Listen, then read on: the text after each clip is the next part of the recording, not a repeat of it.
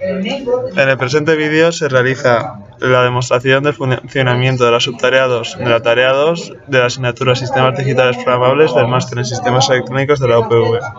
En la presente práctica se realiza el control mediante FPGA de un motor paso a paso simulado que se muestra en la pantalla.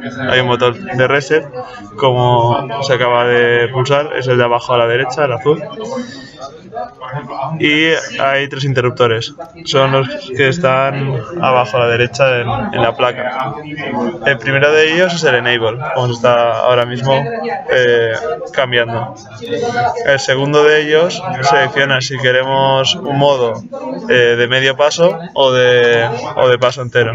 Y el de más a la izquierda selecciona si queremos modo horario o modo antihorario, de manera que el motor gira en ese sentido.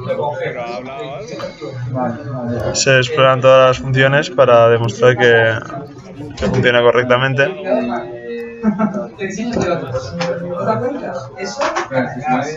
Muchas gracias por su atención.